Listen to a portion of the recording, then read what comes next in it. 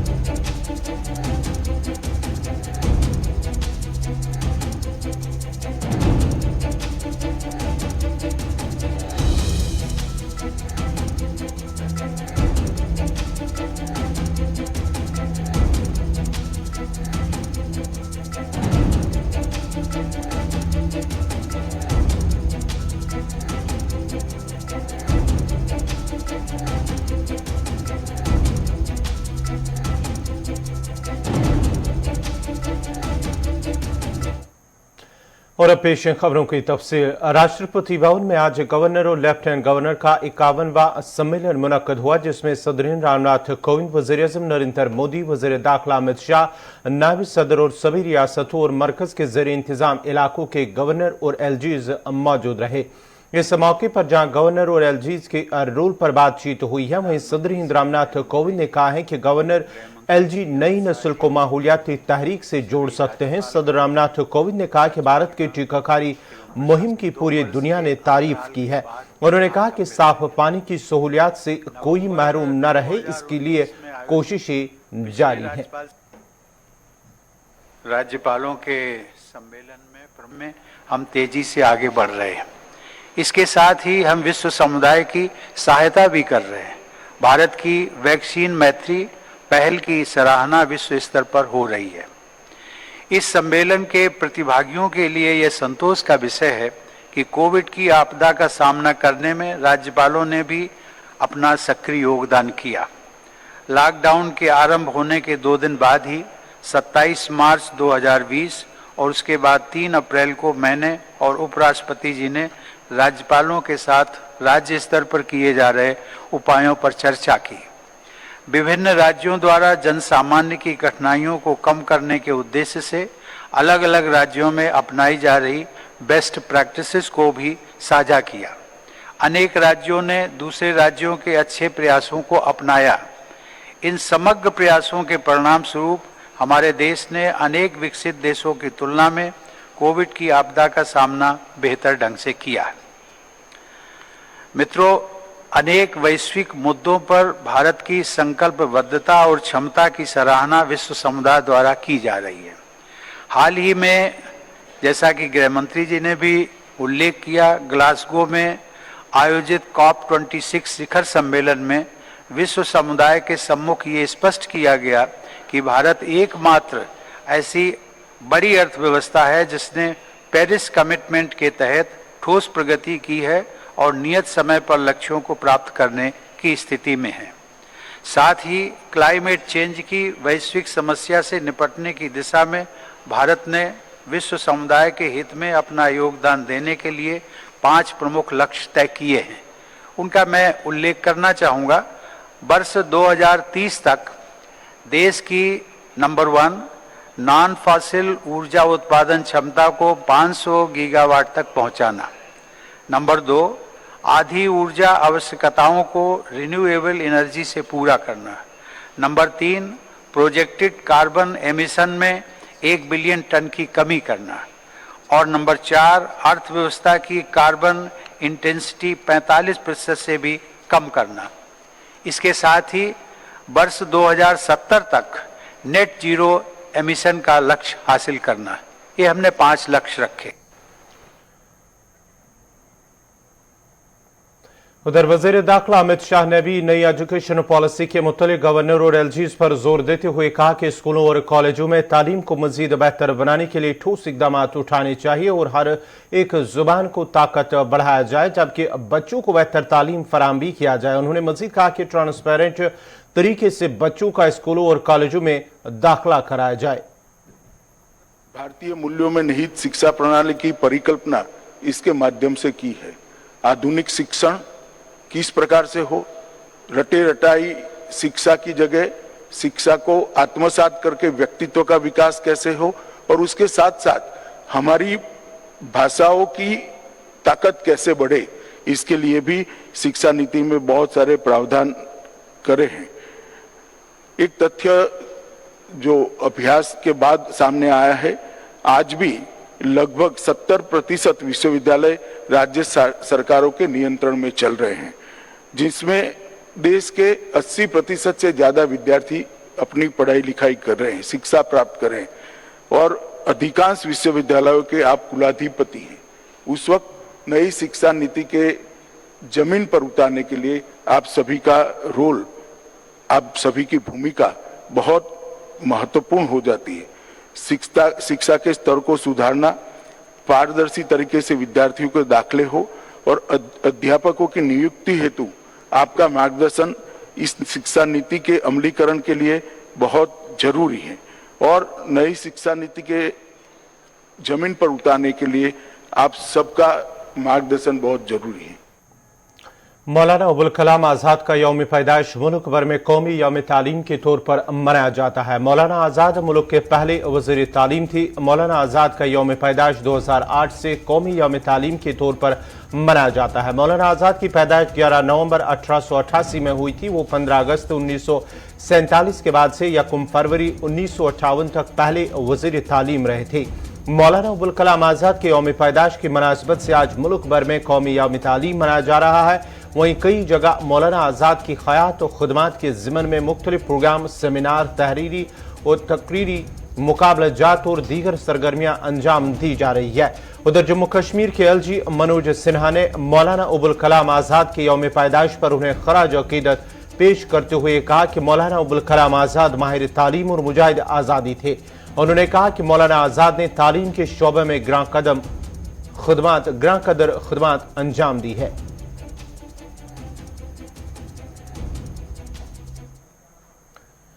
America और चीन माहौलियाती तब्दीलियों का मिलकर मुकाबला करने पर मुत्फिक हो गए। माहौलियाती आलूदगी के सबसे बड़े जिम्मेदारों ने ग्लासगो में माहदे पर दस्तखत कर दिए हैं। चीन ने मीथेन के अखराज में कमी के माहदे पर पहली बार आमादगी जाहिर की है और चीन कोयले के इस्तेमाल में 2026 तक मरहलावार कमी पर तैयार हो गया है। ताहम चीन ने कोयले की मिकदार में कमी से मुतल्लिक तफसीलात में जाने से गुरेज किया है। COP26 के मौके पर प्रेस कॉन्फ्रेंस में बोरिस जॉनसन ने भी कहा कि मौसमियाती तब्दीलियों को न रोका गया तो हम जानते हैं कि इसके नताइज क्या होंगे। आने वाली नस्लों को आब हवा की तब्दीलियां रोक कर बेहतरीन तोहफा दे सकते हैं।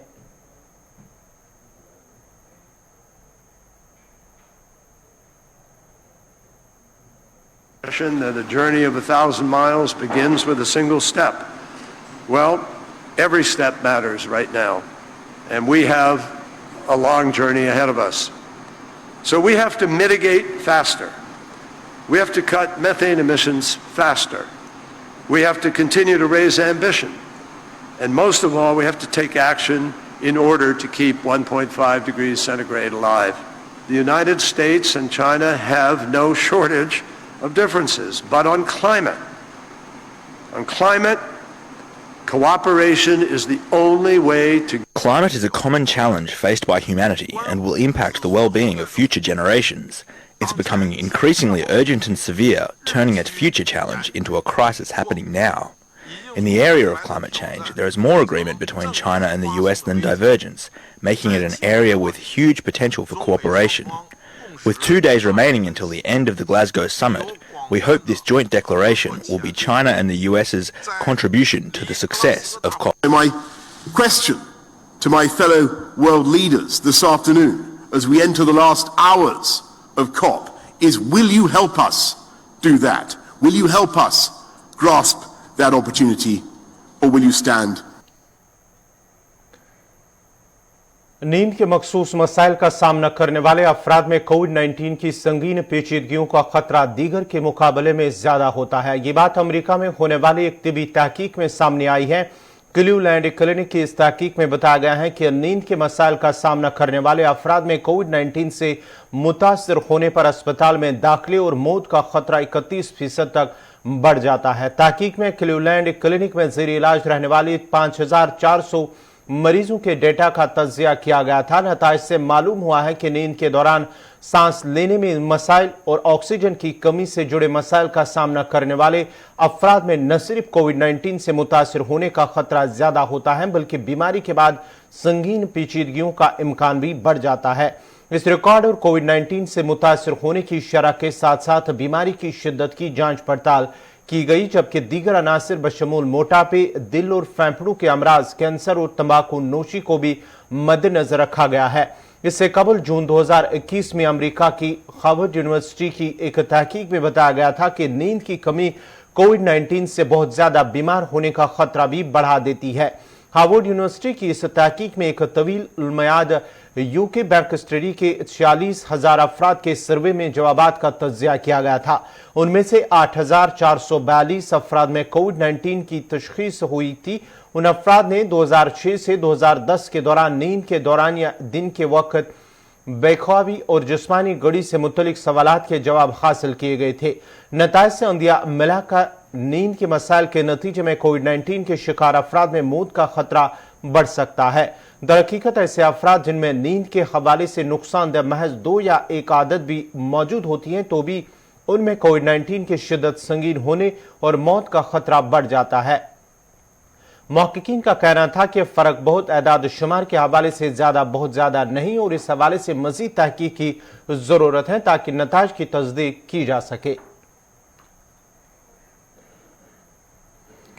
पाकिस्तान ने भारत पर जोर दिया है कि वो करतारपुर राहदारी को जायरीन के लिए दोबारा खोले। कॉरिडोर के जरिए पाकिस्तान आने वाले जायरीन की नौकल हरकत कोरोना वबाई मर्ज की वजह से मार्च 2020 से मुअत्तल है।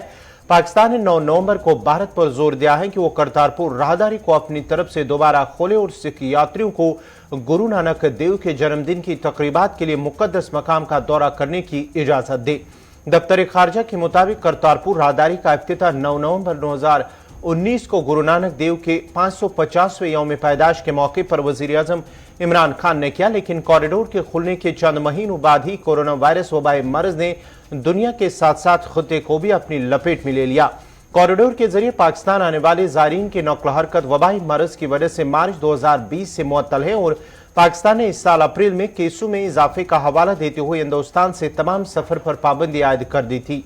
रिपोर्ट के मुताबिक भारत ने अभी तक राहदारी को अपनी तरफ से खोलना है और जायरीन को करतारपुर साहब जाने की इजाजत नहीं दी है।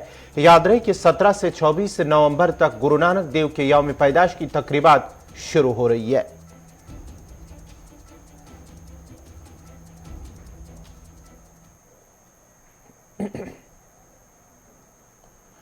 बानिहाल के गगननाग इलाके के लोगों ने शिकायत की है कि इलाके में बिजली का तरसीली निजाम खस्ताहाली का शिकार हो चुका है। लोगों के मुताबिक बिजली की तरसीली लाइनें और खंबे बोसीदा हो चुके हैं, जिसकी वजह से मकामी लोगों को कई मुश्किलात का सामना करना पड़ता है। लोगों का कहना है कि इलाके में मुख्तलिफ मकामात पर तरसीली लाइनें दरख्तों के साथ लटकी हुई हैं, जबकि कई मकामात पर मकामी लोगों ने आज खुद लकड़ी के छोटे छोटे खंबे नस्ब किए हैं, जिसकी वजह से इलाके के कई मकामात पर बार बार शॉर्ट सर्किट होते रहते हैं, जबकि इलाके में कई बार बोसीदा हुए बिजली निजाम से हादसात भी रोनमा हो सकते हैं।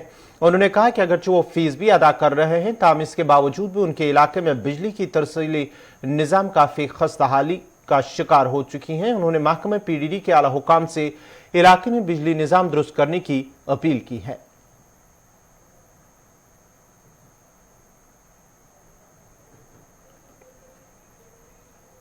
मेरे पीछे अभी सर पोल लगा है, 4 साल से ऐसे ही पड़ा है सर, नहीं कोई तार कनेक्शन नहीं कुछ। पोल ऐसे जैसे कि सूख रहा है धूप में। गवर्नमेंट दे रहा है सर हमें लाइट जलाने के लिए, लेकिन हम समझते हैं सर कि ये मुझे लगता है पहली बार कि ये धूप में सूखने के लिए दिया है सर गवर्नमेंट ने। हमारा सर बुरी हालत है सर, नंबर 1 नहीं सर हमें रोड है सर, और रोड से इतनी परेशानी है सर हमें, क्योंकि हमारे माँ बहनें मिसाल बीमार हो जाते हैं सर और डिलीवरी हो जाते हैं तो हम उसको कंधे पे उठा के सर लिबरा पहुंचाते हैं सर, और उधर से एम्बुलेंस आई आना है, उधर से हम खुद ऑटो रिजर्व करके तो बनहाल पहुंचे, तब तक वो डेथ हो जाते हैं सर, आधे रोड में ही सर। नंबर 3, हमें सर पानी की बहुत किल्लत है सर, क्योंकि मुझे लगता है जब से हिंदुस्तान में आज़ाद हुआ, जब हिंदुस्तान आज़ाद हुआ सर, तब से पानी से महरूम है सर। कोई पानी नहीं है सर, हमें लाते कभी 6 महीने पानी आता तो 6 महीने हम ऐसे रहते हैं सर। पानी की इतनी सर, हम डिप्टी कमिश्नर साहब से यही गुजारिश करते हैं सर, सबसे पहले हमें सर बिजली चाहिए, नंबर 2 हमें रोड चाहिए, और नंबर 3 हमें सर हॉस्पिटल का पूरा स्टाफ नहीं है सर।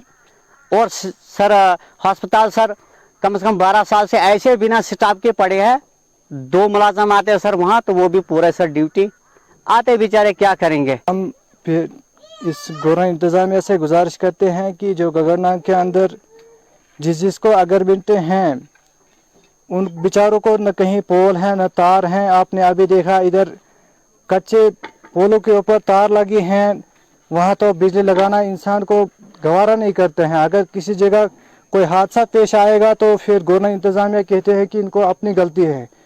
ताकि हम गवर्नमेंट इंतजामिया से गुजारिश करते हैं कि वो टीम भेजे कि इस गगरनाक के अंदर देखे कि कितने कच्चे पोल हैं, और बहुत सारे आपने सर देखे कि खाली पोल पड़े हैं, न कहीं तार है न कुछ है। कुछ घरों को अगरमेंटे हैं मगर तार भी नहीं, कि उनको न पोल है कहीं। मुझे खुद अगरमेंटे हैं घर के अंदर, मगर मुझे तार भी नहीं है न पोल भी नहीं है। मुझे कम से दरख्तों के ऊपर तार लटकी हुई है, आपने डिपार्टमेंट को बताया था? सर हम डिपार्टमेंट से गुजारिश करते हैं कि दरख्तों के ऊपर तार लगी है हमारी। कोई इंसान अगर दरख्त के नीचे बैठेगा तो वो मर भी सकते हैं, क्योंकि दरख्त के अंदर कनेक्शन हो सकता है उसका। मुझे घर के अंदर भी ये लगी है तार, मगर अगरमेंट हैं मगर तार भी नहीं है और पोल भी नहीं है। आप देख सकते हैं हमारे गांव के अंदर कितना खस्ता हालत है। गवर्नमेंट मेडिकल कॉलेज डोडा के बाहर मरबत मंगोटा के लोगों ने इंतजामिया और महकमा पीडीडी के खिलाफ एहतजाज करते हुए शिकायत की है कि महकमा पीडीडी की लापरवाही की वजह से इलाके में एक मुलाजिम की मौत वाक़या हुई है। उन्होंने कहा कि बिजली का करंट लगने से अगरचे मुलाजिम जख्मी हुआ, जिसके बाद इसे अस्पताल ले जाने की कोशिश की गई, ताहम वक्त पर एम्बुलेंस न होने की वजह से उनकी रास्ते में ही मौत वाक़या हुई है।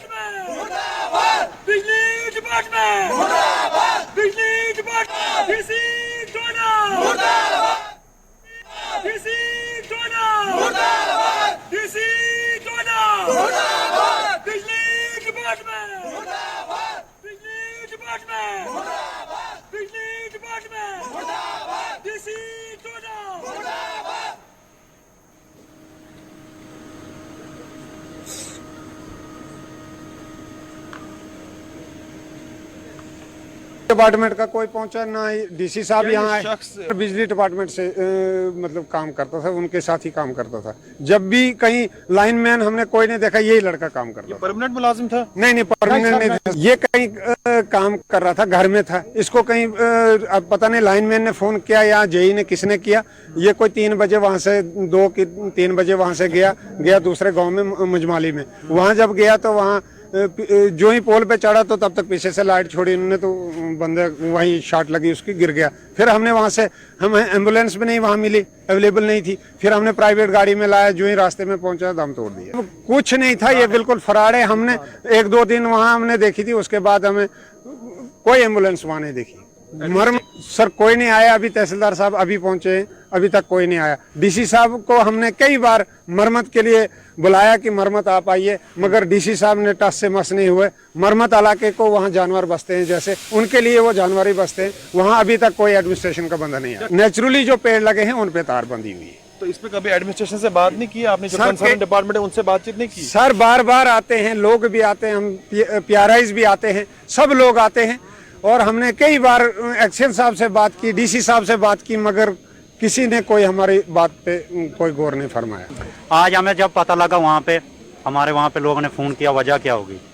वहाँ पे कोई पोल पे इसको चढ़ाया गया था फोन, या अपने पहले काम में चला गया था कहीं, वहाँ से इसने किया था। लाइनमैन ने इसको फोन किया कि फलानी जगह तो तार चेंज करने के लिए, तो बिजली घोष से काट दी। ग्रिड स्टेशन हमारा, जैसे ये पोल पे चढ़ा इसने तार को ऐसे किया, वहाँ से बिजली छोड़ दी। नहीं, इन्हें फोन करके टाइमिंग होती, हमें तो इधर ग्रिड स्टेशन है, हमें तो उधर 24 घंटे लाइट होनी चाहिए, मगर हमें 8 घंटे भी लाइट नहीं होती। जब ये चढ़ा गया उस वक्त उन्हें लाइट क्यों छोड़ी? सर हम सबसे पहले तो इंसाफ चाहते हैं। ये बहुत गरीब इंसान था और इसके बच्चे छोटे छोटे रह गए, यतीम हो गए वो। और हम एडमिनिस्ट्रेशन से यही पहले दरख्वास्त करते हैं कि इसको पहले इंसाफ दिया जाए। और हमारे साथ मरम्मत वालों के साथ हर वक्त जो भी एडमिनिस्ट्रेशन आती है वो धोखाबाजी की जाती है। 2 साल हुए डीसी साहब कभी खिलैनी से पीछे नहीं आए, कोई भी कंपनी वहां पर आई है मरम्मत वालों को धोखा ही दिया जाता है। और आज तक हमने एम्बुलेंस नहीं देखी। जब शक्ति पड़ी हरजी वहां पर MLA थे तब उन्होंने कहीं चोरी से एम्बुलेंस लाई थी और वो रखी थी वहां पर। उसके बाद जब वो DDC हार चुके और एम्बुलेंस गायब हो गई वहां से, ठीक है। और ये हम चाहते हैं, इंसाफ चाहते हैं। अगर इस गरीब के साथ इंसाफ नहीं हुआ हम तब तक जाएंगे नहीं। हम पूरा जरा पूंछ के लोर खारी इलाके में एक मस्जिद की तामीर के मामला गर्मा गया है, जहां मकामी सरपंच पर तामीराती काम में मुदाखलत की मकामी आबादी ने इल्जाम आयद किया है। मकामी लोगों के मुताबिक मस्जिद की तामीरी काम को रोक कर उन्हें परेशान किया जा रहा है। गुलिस्तान न्यूज के नुमाइंदे ने मकामी सरपंच से इस हवाले से बात करना चाही तो उन्होंने कैमरे के सामने आने से इनकार कर दिया। वहीं इस हवाले से नायब तहसीलदार कहते हैं कि तहकीकात के बाद पता चला है कि काबिज जमीन पर तामीरात हो रही हैं, इसके लिए काम रोक दिया गया है। मामला अदालत में जाएगा जहां से हतमी फैसला होगा। वहीं मुतल्लिका हुकाम से वजाहत करते हुए कहा गया है कि मस्जिद सरकारी अराजी पर नहीं बनाई गई है। यहाँ हमारा इस सरपंच के दादे की बात बाकी नहीं रही थी, जिस वजह से ये मैं जगह अपनी समझ के मस्जिद में वक्फ कर दी। तो अचानक हमने जब ये सारा पैसा इकट्ठा हुआ, सीमेंट वगैरह ली, सरिया लिया, तो इतवार वाले दिन हमने लगाई मशीन। पूरा दिन मशीन चलती रही, किसी ने कोई ऑब्जेक्शन मसला नहीं। तो रात 6 बजे मुझे पटवारी साहब ने फ़ोन किया कि आपने मशीन लगाई हुई है। मैंने बोला जी प्लान सारा किया मस्जिद का। कहने लगे जी मशीन बंद। मैंने बोला मशीन चले गई है, हमने काम अपना प्लान कर लिया है। तो फिर 2 पटवारी, एक नायब तहसीलदार साहब यहाँ आए। वो अफसरों की दबाव के साथ किसी के वो नहीं आए। जब आए तो उन्होंने आकर पैमाइश की। तो पैमाइश करके उन्होंने कहा कि ये रकबा आपका नहीं है, ये सिकंदर नूरानी का है। मैंने बड़ा लयाल साथ में रखे, कुरान पाक सिर पे रखे, जितनी जमीन इसको चाहिए ले जाए, मस्जिद बनना दे। मस्जिद में रुकावट ये सबसे यही गुजारिश करूंगा कि ज़मीन का मसला लेके, वो चाहे हाजी फैज साहब हो या कोई दूसरा हो, ज़मीन का मसला लेके मस्जिद के काम में खलल ना डाला जाए। मस्जिद को पाए तकमील तक इसका काम होने दिया जाए। ये आलम इस्लाम का समाजी काम है ये, और इसको पाए तकमील तक पहुँचने दिया जाए। इसमें डिस्प्यूट न किया जाए। जो आपकी ज़मीनों के मसले हैं वो इनका हो या किसी दूसरे का हो, वो आप अपने बिरादरी तो बैठकर उस मसले का हल करें। लेकिन मस्जिद के काम में मुतफिक होके, दोनों फरीकीन को मुतफिक होके अपना इस मस्जिद में हाथ बैठाना भी चाहिए और इसका काम जो है पाए तकमील तक। रहने के लिए इसमें हुजरा नहीं है, कुछ नहीं है। हम ये चाहते हैं कि हम इसको थोड़ा कुशादा करें, ज़्यादा बड़ी करें, और उसमें हमारे बच्चे भी पढ़ें और हमारे क्या हों कि उसमें थोड़ा बच्चों को भी जो मस्जिद। हमें जो इन्फॉर्मेशन फर्स्ट ऑफ ऑल मिली कि स्टेट लैंड में कंस्ट्रक्शन हो रही है मस्जिद की। तो रात के टाइम में तो हम जा नहीं सके स्पॉट पे। जो ही दूसरे दिन हम स्पॉट पे गए, निशानदेही की बजरिया कमीशन, पटवारी हल्का भी, मैं भी एज नायब तहसीलदार मौके पे मौजूद था। तीसरा एक और पटवारी साथ में शौकत काजी था जी। तो निशानदेही में हमने यही पाया कि डोडा में हजरत शाह मोहम्मद असरारुद्दीन बगदादी रहमतुल्लाह अलैह का 346वां उर्स निहायत अकीदत व एहतराम के साथ मनाया गया, जिस दौरान उनके आस्थानी आलिया में अकीदतमंदों की एक बड़ी तादाद ने शिरकत की, जिनमें ख्वातीन, मर्द और बच्चे भी शामिल थे। जबकि न सिर्फ जम्मू कश्मीर बल्कि बैरून रियासतों से भी अकीदतमंदों की एक बड़ी तादाद ने उर्स में शिरकत की। ताम बाद में उनके तबरुकात की भी निशानदेही की गई। इस मौके पर इंतजामिया की जानिब से आने वाले अकीदतमंदों के लिए खुसूसी इंतजाम भी रखे गए थे। देखो, ये उर्स जो है ये हम लोगों की विरासत में मिला है। शाह फरीदुद्दीन बगदादी का उर्स जो है, शाह असरारुद्दीन वली का उर्स जो है, ये हमारा विरासत में मिला है इस डोडा सरजमीन के लोगों को। इसलिए कि जब शाह फरीदुद्दीन बगदादी रहमतुल्लाह अलैह बगदाद से डोडा तशरीफ़ ले आए तो उन्होंने यहाँ पे 12 साल इसी जगह बैठकर अल्लाह की इबादत की और अपने मिशन को यहाँ पे लोगों तक पहुँचाया। 12 साल के बाद उन्होंने एक हिंदू घराने के लड़की के साथ शादी की यहाँ नगरी में अल्लाह के हुक्म से। तो वहाँ से वो लड़की, फिर उन्होंने काफ़ी सारी उनको प्रॉपर्टी दी, जो प्रॉपर्टी सारी आज जहाँ में मस्जिदें बनी हुई हैं, कोई दुकानें बनी हैं, कोई पार्किंगें बनी हैं, ये सारा शाह फरीदुद्दीन बगदादी रहमतुल्लाह अलैह की मिल्की थी ज़मीन है। उसके बाद वो यहाँ से कश्तवाड़ की तरफ चल दिए और वो कश्तवाड़ में हैं। उनके 2 उर्स मनाए जाते हैं, एक 7 हाड़ को मनाया जाता है शाह फरीदुद्दीन बगदादी रहमतुल्लाह अलैह का उर्स, और एक 25 कतक को मनाया जाता है 10 नवंबर को शाह असरारुद्दीन वली रहमतुल्लाह अलैह का उर्स। तो ये दोनों उर्स जो है ये डोडा के मुकाम पर बड़ी शान व शौकत से, बड़े अकीदत से मनाए जाते हैं। हिंदू बरादरी के लोग तो हर हाल में यहाँ होने चाहिए, क्योंकि जो बीब साहब थी जो यहाँ से उन्होंने रिश्ता किया वो हिंदू घराने की लड़की थी, वो उनको अल्लाह की रज़ा में मिली। ये एक लंबी एक ये स्टोरी है, लंबा है, इसको हम 1 महीने से। नाज़रीन, इसी के साथ ही अभी तक का उर्दू खबरनामा इख्तिताम पज़ीर हुआ चाहता है। अपने मेज़बान गौहर कुचे को इजाज़त दीजिए। अल्लाह हाफ़िज़।